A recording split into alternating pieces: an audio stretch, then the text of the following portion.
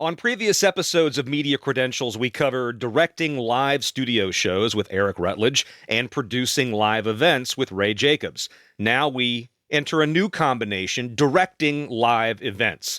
Peter Esposito, Spo to all of his friends, began his broadcasting career at a small college in New England, got an entry-level job at ESPN, and then went to Golf Channel right as the network got off the ground. Golf has taken Spo all over the world as he paints the picture, as he says, for the viewers at home. We talk about his upbringing in a tiny corner of Massachusetts, his introduction to the big leagues in Boston, the path to Bristol and then Orlando, and the nuances of directing golf versus other sports. Say hello to Spo on Media Credentials. I demand satisfaction.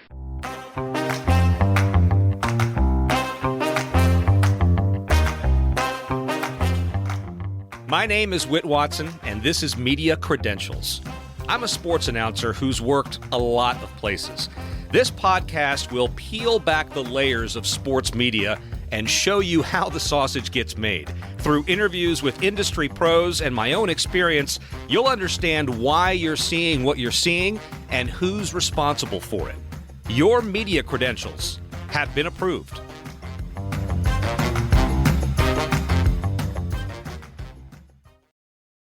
I caught up with Peter Esposito, Spo from now on, while he was making a visit back to his hometown of North Adams, Massachusetts.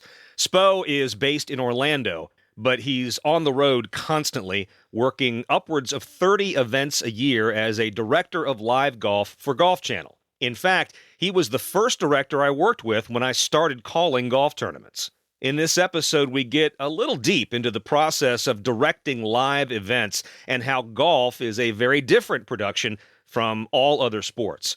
Lots of tech stuff in here, but also universal themes for this podcast, like communication and teamwork and always saying yes. Spo, I'm really glad to talk to you. I've been looking forward to it for a long time. And before we get too deep into the weeds about what you do and where you grew up and how you got into this business, do you now, as we record this the day after the Ryder Cup ended, will you now have a chance to take a breath? Is there a slow portion of the year for you as someone who directs live golf? Yeah, good question, Whit. First of all, it's great to be with you, and I really appreciate the offer and being able to spend some time with you.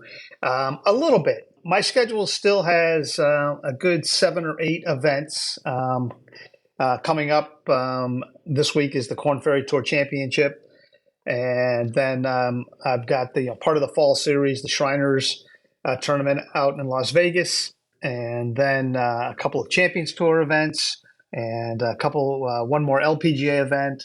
And then the Q School, which is my one event in December. But November, December, and in parts of January are typically the slower part of the season. Which is funny because that sounded like the answer was no. That sounds like a lot of golf between this and the end of the year. How many events a year do you do now? You know, I try to do somewhere around 30 to 31. That's kind of my number. And if you get above that, it gets a little tough. And you try to have some type of a life outside of the control room. What is the weekly schedule like for those who don't know? When are you traveling in to a tournament and when can you leave? It's a little bit, as you know, it's a little flexible depending on if we've been to the venue prior or if we're doing it. As you know, there's a lot of these Remy style events now where we're doing them from either NBC's facility in Stamford or the PGA Tour facility down in St. Augustine. So, it depends on the type of an event. If it's an on-site event, usually now, if it's a venue we've been to, I would travel on a Tuesday morning, get to the golf course by midday, drive the golf course, look at the camera towers, make sure that we're set there where the announce booth's positioned, where the camera crane, if we have one on a given week, is positioned, and just make sure everything it looks like we kind of planned out in the site survey that we had done prior. Then Wednesday, if it's a 4-day air, is a rehearsal day, and then the shows are Thursday through Sunday. If it's a chance where we can get out on Sunday night, that's always a bonus to get back home Sunday night. If not, it's back Monday morning, and then kind of a Monday at home and and then, right back at it if we have another event, either Tuesday afternoon or Tuesday evening. So you took me to a topic that I was going to bring up later, but let's get there now, and that is remote, or REMI, as you refer to it. And I've talked to a number of people about this. I've talked to our friend Ray Jacobs, who produces or used to produce a lot of golf for Golf Channel. Yep. I've talked to Eric Rutledge, who's a studio director and a teacher of sports announcing, also a Golf Channel veteran. How has the remote model changed your professional life and changed really the business? It really has, Whit. Obviously, a lot of people say that, COVID was part of the advancing of this REMI style. But, I started doing REMI basketball for ESPN, 5 or 6 years ago. I live in Orlando, and ESPN and ABC do a lot of their stuff out of the Disney facility there. So it worked out well for me, to pick up a basketball game here or two, where I would go over to do an SEC game that might be at Auburn or, one in Alabama or LSU. And I would just, drive over to Disney and do the game from their control room there. Taking it on to golf, obviously the PGA Tour was first to do this, where they, on the Korn Ferry Tour, which I do a lot of events for the Korn Ferry Tour, we now produce those from their facility, their headquarters in St. Augustine. It is different. The technology is different. It's very strange not to go to a golf course and being able to, go out and physically walk around and see things and, from a director's standpoint. But that's the kind of the way the business is going. There's no doubt about it. All sports are being done this way. And I think golf was kind of the last foray into that. But, I think we're proving now that it can work. You just have to do your camera meetings over headsets as opposed to being in a room with your camera operators. Your paperwork gets sent ahead to a production manager or a technical manager on site. Once you sit down in the chair, it's really not that much different depending on the type of technology. I can go into the weeds of the bonded cellular versus a strict standard RF show, where as a bonded cellular show, there's a little more delay. I'll ask a cameraman to start his move on a pan. It may take 2 or 3 seconds before he hears me and then starts that move. In that respect, it can be a little more tricky, but you have to get used to it. I think that we've done a really nice job in pulling it off on the PGA Tour side. But there are, like you said, there's a lot of changes. But for me, as opposed to traveling to site, it's either traveling to St. Augustine or up here to Stamford, Connecticut, where NBC does a lot of their REMI shows. I know a lot of folks I talk to who are not in the industry have a hard time understanding that in many cases, the announcers during the pandemic, you brought up college basketball, for example, announcers were sitting in their office with a light kit and a monitor and a camera pointed at them, with a director and a producer working in a control room that might have been in Orlando, Florida, and putting the game on the air. And I think not only has the technology improved, but you tell me if you agree with me that the viewer doesn't know what's different or doesn't know enough about the broadcast to recognize what's different between a remote broadcast and an in-person broadcast. In other words, whatever dip in quality there is, it's not significant enough to merit the cost of traveling all of those people. Do you think, am I close on that? Yeah. I think you hit the nail on the head there. I think that, if we're doing our job the right way, that viewer at home should not see a difference.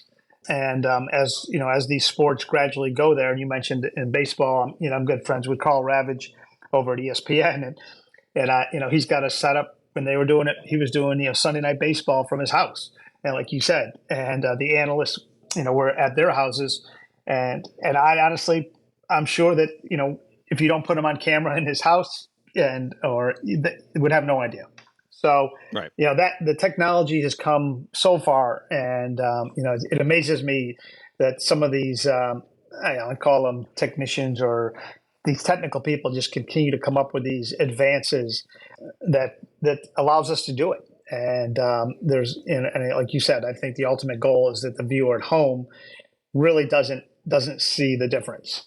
And I think it's obviously in a time where the costs of it's a huge amount of expense to put on a golf tournament each week, and wherever they can, and there's so much competition in the markets out there for sports. And, do the ratings justify, spending this much money or that much money on an event?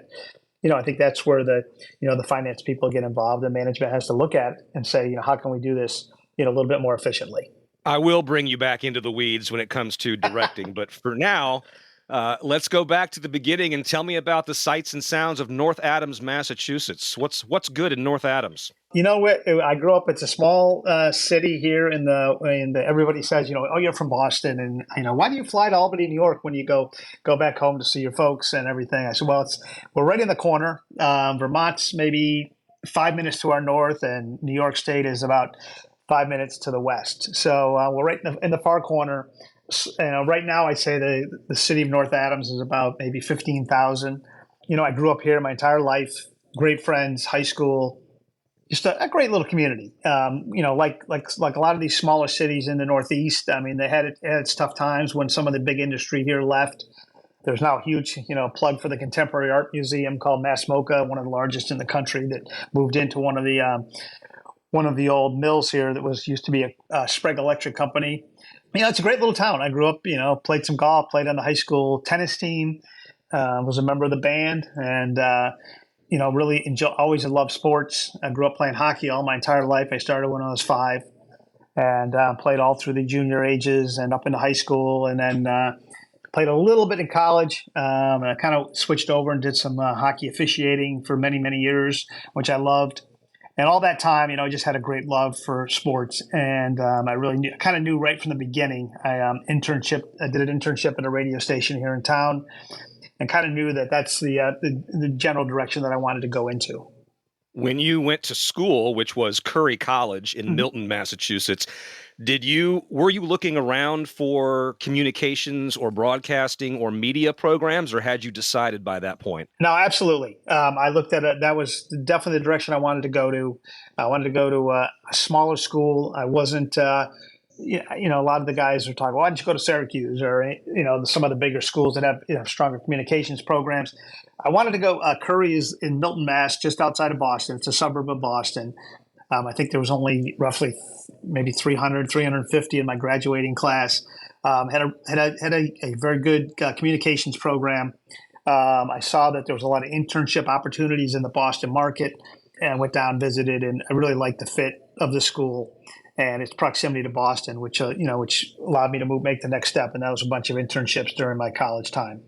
Yeah, you and I have two things in common, among many: a passion for college radio and a belief in the power of the internship. Tell me about the internship first and what it led to. Sure. Both kind of tie in together.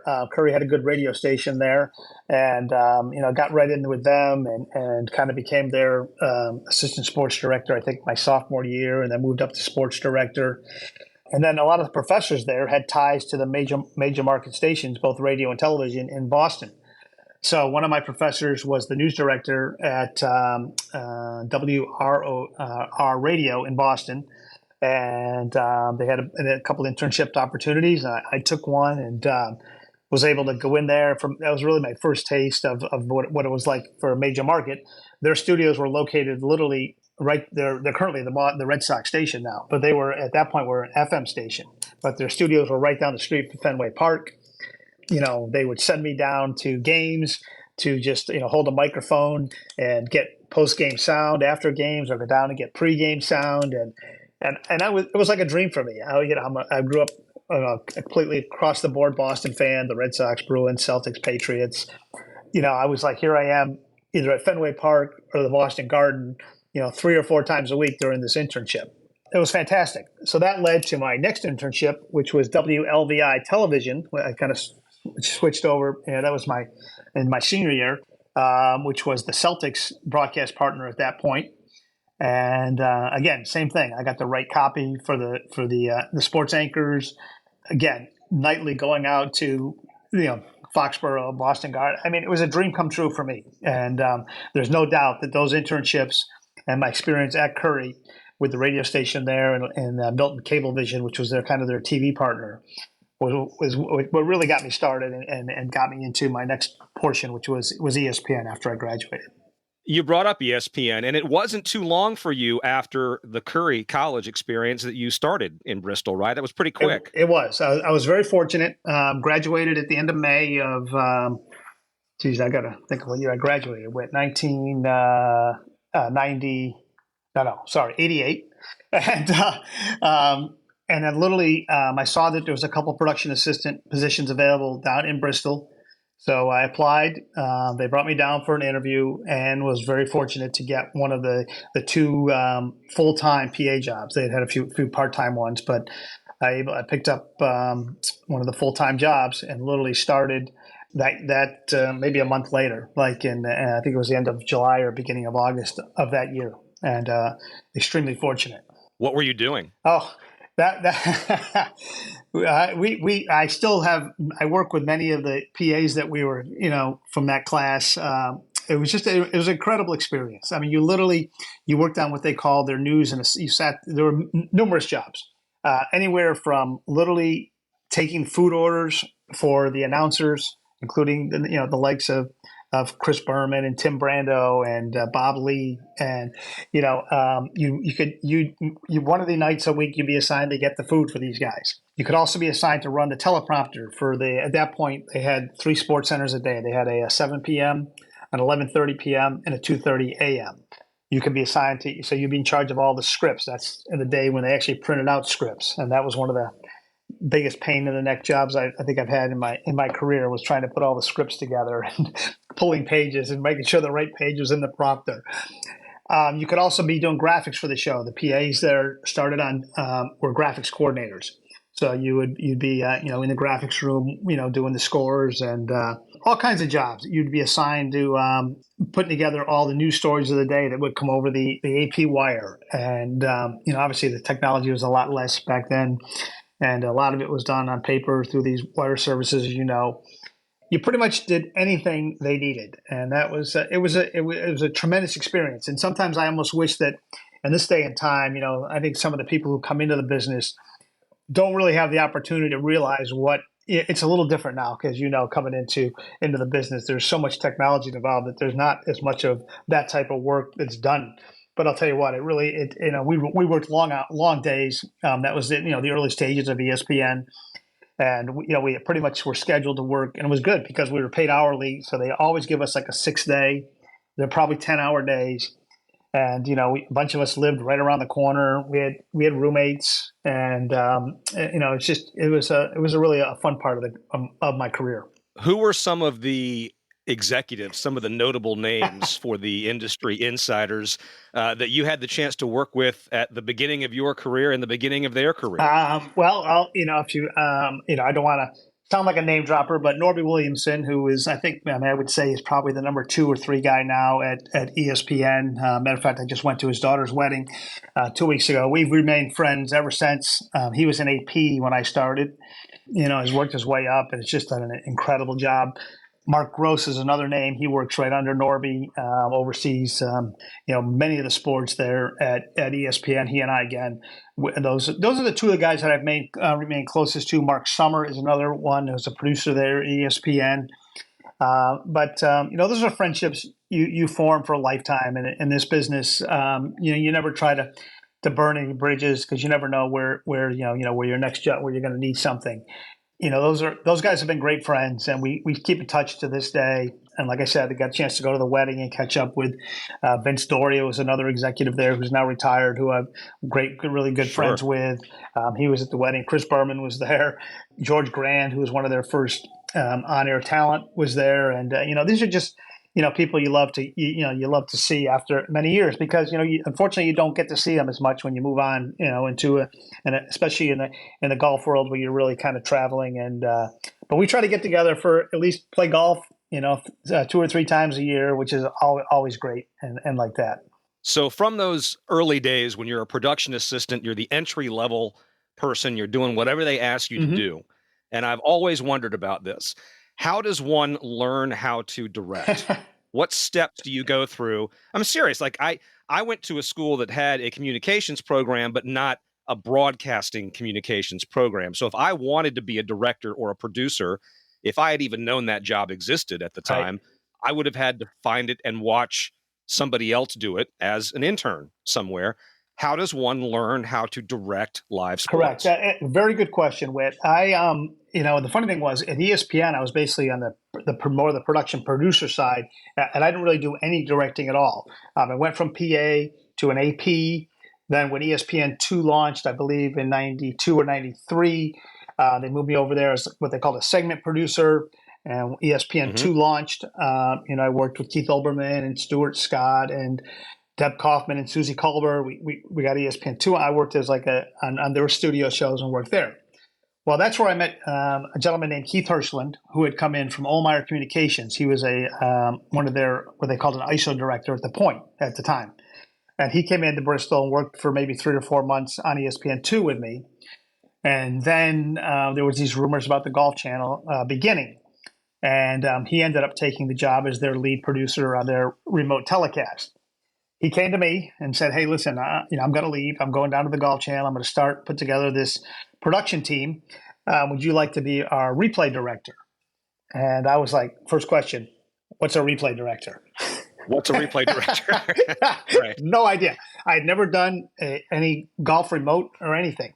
He said, "I'll teach you." And he had a great reputation of being one of the, in his role at Ohlmeyer, he had done it all, produced. I think he's done some directing, replay directing, but Right. And he also called it an ISO director. Let me stop you for a second. The first thing you say to him is yes. Always say yes. Then you ask, right. What's a replay? And I did say, yeah, but I got to tell you what, it was a very difficult decision because ESPN was growing. I was kind of making my way up, but there was this, and I don't know why, that somebody just said to me, "You know what? Take this shot.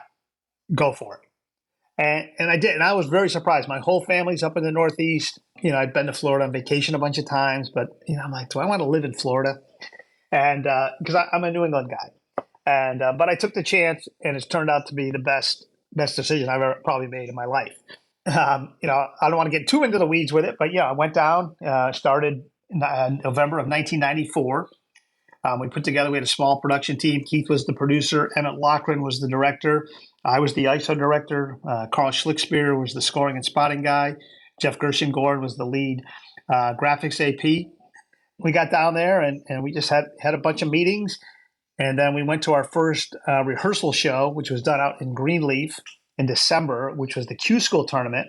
This was not going to be aired. It was going to be turned around into a show later on. But this was just basically we were going to do 2 practice shows. So literally, Keith brought me into the truck.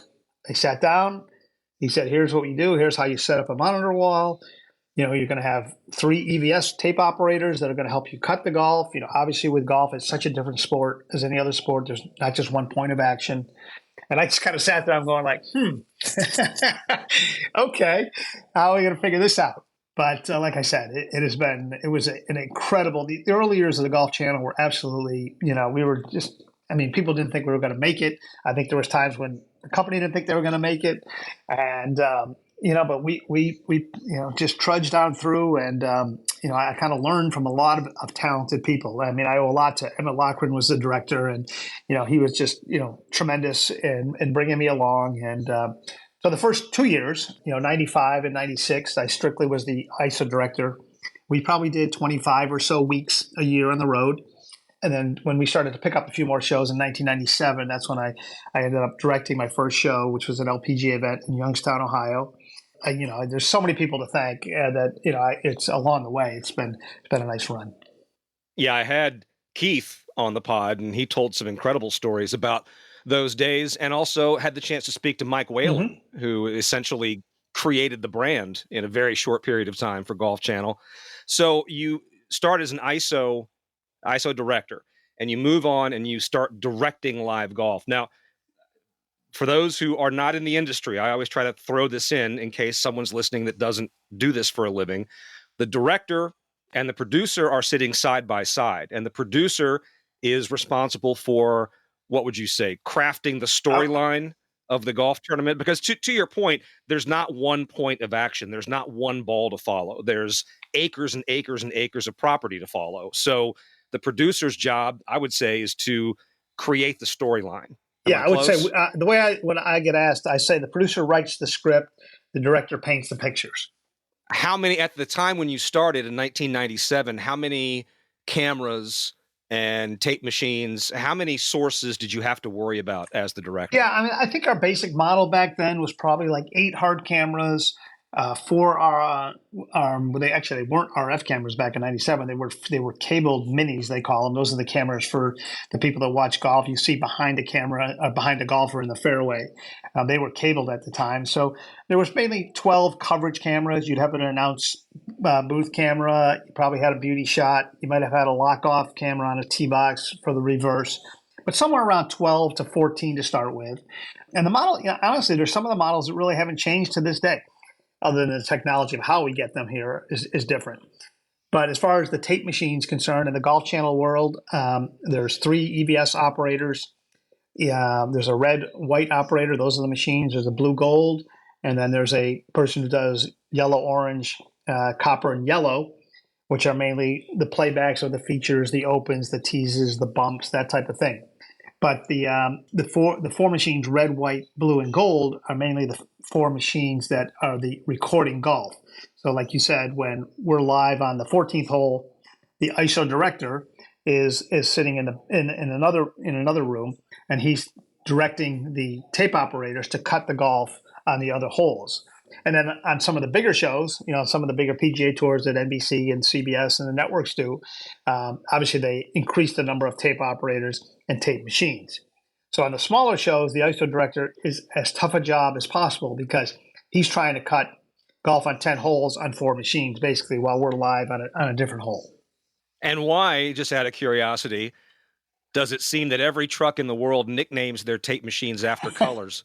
Where did that come from? Is that in a textbook somewhere? No. Everybody does it differently. I'm trying to think of an example. Tim Corrigan, who produces the NBA, longtime, many-time award-winning direct producer for ESPN and ABC, he names his tape machines after his kids. So, I mean, there's definitely different ways of doing it. It just seems to be that I think Keith is the one who brought the red, white, blue. I mean, they've been red, white, blue, and gold in the Golf Channel world since I was there. But other networks, CBS, there's Hound Dog, lasers. There's a ton of different Elvis.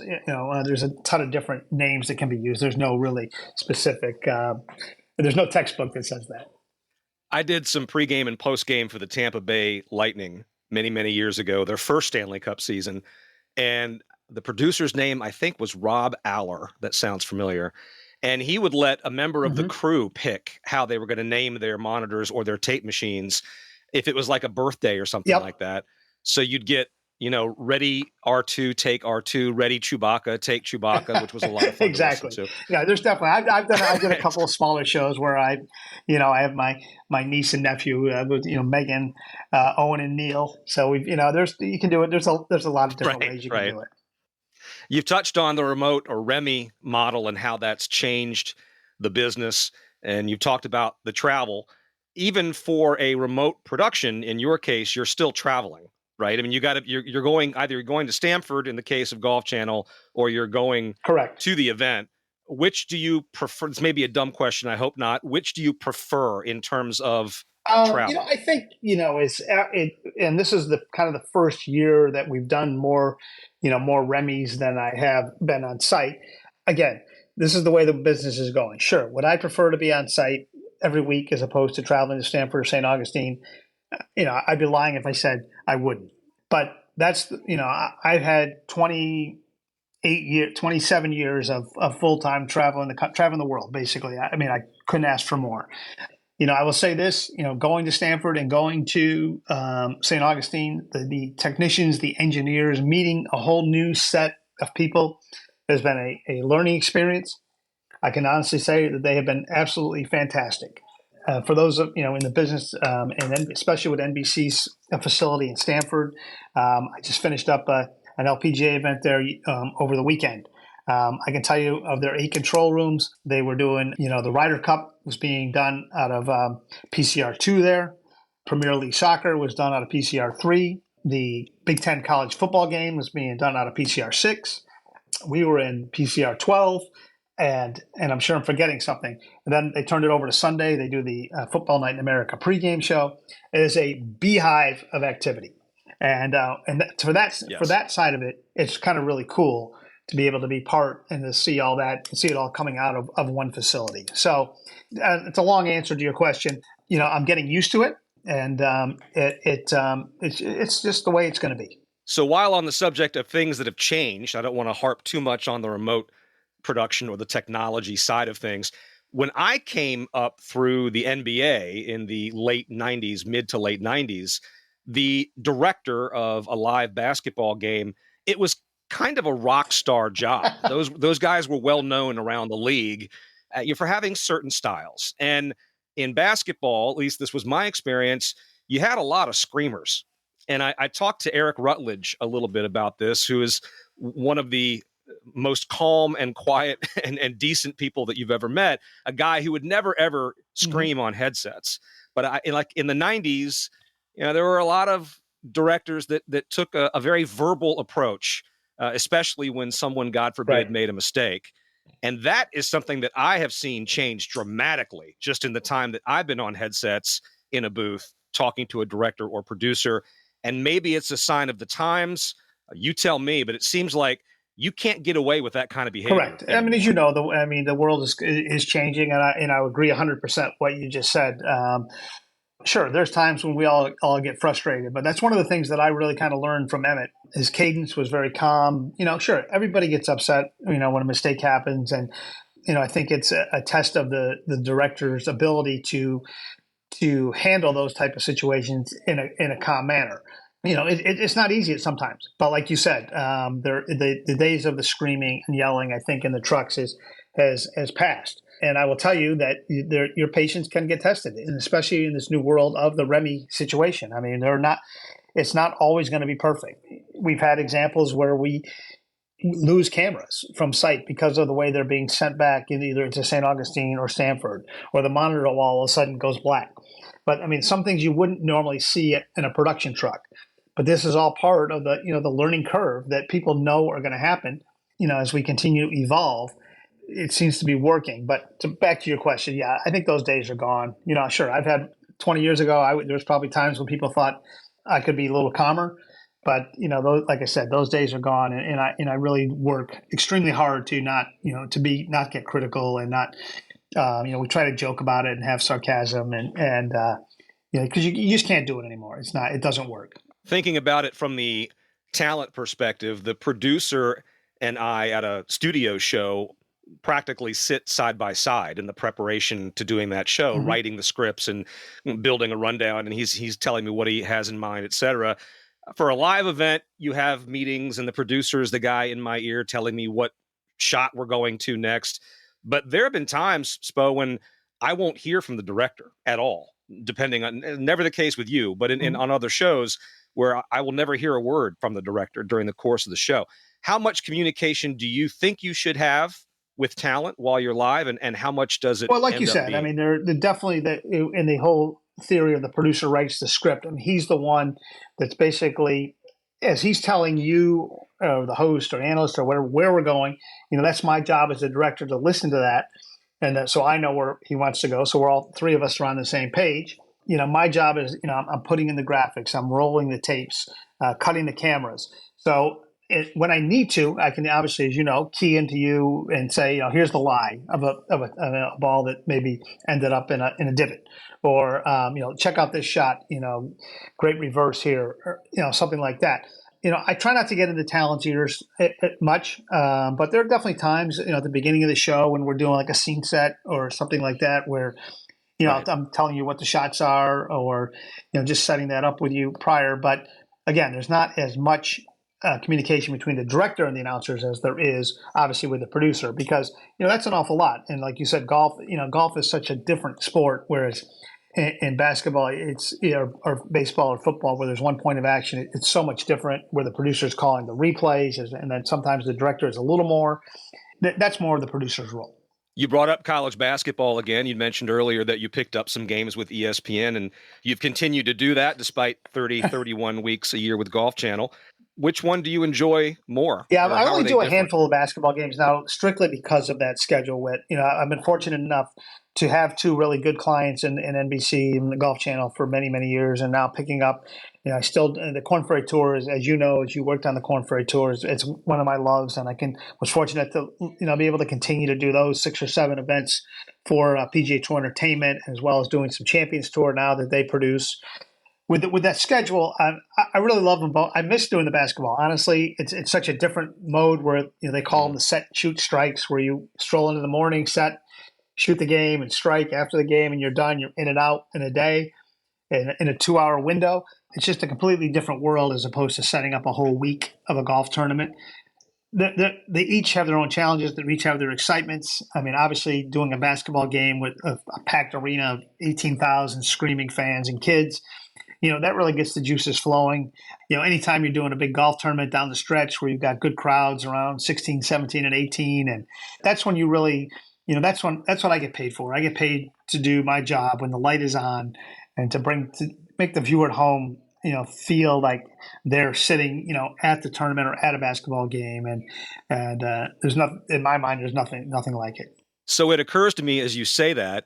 And we had Davey Finch, the legendary CBS camera operator, on the podcast earlier this year, that having camera guys out there that have a good eye and a good feel for the game and can find that emotion without you necessarily having to tell them, hey, go get a shot of that little girl in the stands.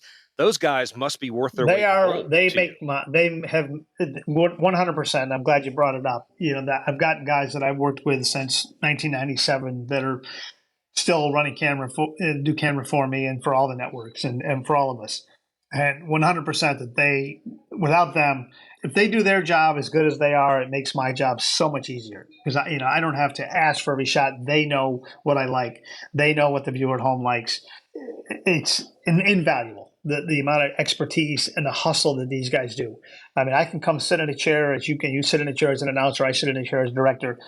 I mean, just for an example, yesterday we had pretty much 18-hole coverage almost with twosomes and a 3-hour window. So we picked up the group on the 4th hole. These handheld guys are out there walking in 90-degree heat or walking 16, 17 holes and not a peep out of them, just doing their job, hustling, running.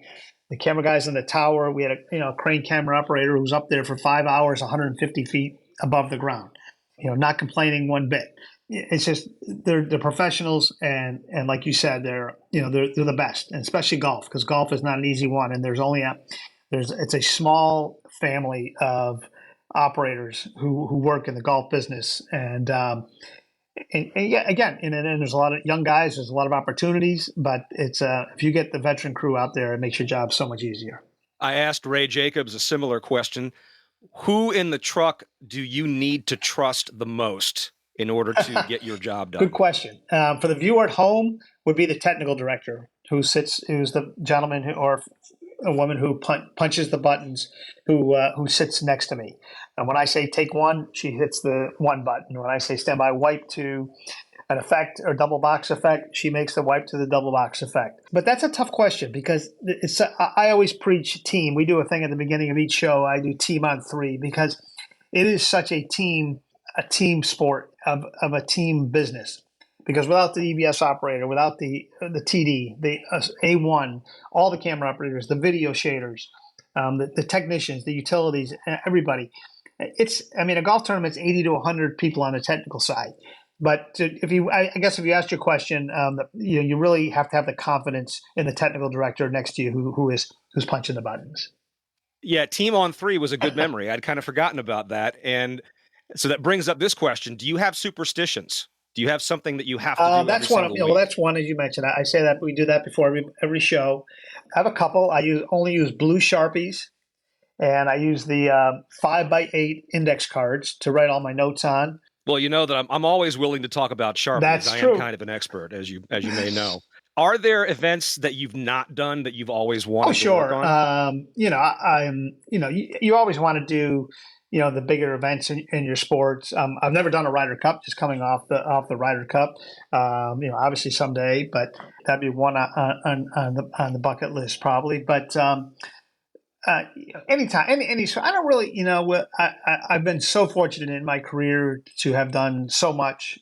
I like to think that I do really well is the smaller events where you really need to be able to utilize less cameras, less personnel, and really make it look like a big event. And that's what I feel like in my career I've been really, really good at. Every chat, you always like to be challenged. So any event. I mean, I've done some Solheim Cups. Right. There's not much. Like I said, I like to bring the smaller events into a bigger scale, basically. If there's someone out there that is considering a career in sports media, I like to give the guest a chance to offer advice. So, and I'm sure you get asked to speak at, maybe back at Curry College or wherever. What advice would you give to someone considering this path? Yeah, what kind very of good suggestions question. would you make? You're right, Whit. And I was just back at Curry a few months ago, actually, and spoke to a couple classes there. The biggest thing is, like we talked about, was I really feel like that the experience of going to a communication school, not to say you have to go that route, but the biggest thing for me was the internships. There's no doubt that my internship at that radio station and the television station in Boston presented that resume to ESPN, not only got me the interview, but got me in the door for that PA position. I think that kind of, the interview obviously was important too, but I think going out into the world with some type of experience, whether it's a local cable vision or a local radio station, the more you can put on a resume and the more practical experience, because as you know, this business it's tough to learn this business. And there's no textbook, like you said, that tells you how to direct a golf tournament or direct a basketball game. You have to learn from experience and watching. So as much that's an easy question for me. I preach it all the time. Internships, any practical experience, be a runner on a show. Just get your foot in the door. I can't tell you how many runners that I've had over my career that are now working either for the PGA Tour or working for the Golf Channel, are camera operators or tape operators. And right now, I'll tell you, it's a good time because it's an industry where there's going to be a lot of, it's not going away. I mean, there's more outlets for productions now than there's ever been. And, it's a great time to be able to have that.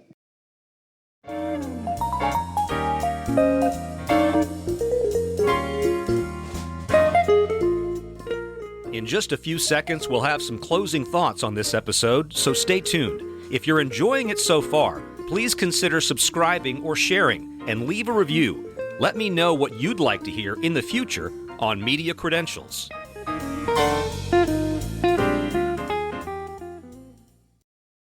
The topic of remote production certainly comes up a lot in these episodes. There obviously is no going back. Spo's last point about new opportunities was interesting. It's true that players like Amazon and Apple are now entering the business of delivering live sports. It is also true that regional sports network models are in serious trouble, and that's something that I'm hoping to cover in a future episode. Finally, I have to echo what Spo said about where golf has taken him. I have never been to a Ryder Cup either, but I have been to a Solheim Cup, and the Masters, and a U.S. Open, and Pebble Beach, and the Dominican Republic, and Japan, and Boise.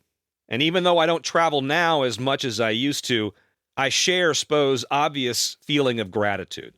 Now, team on three. 1, 2, 3.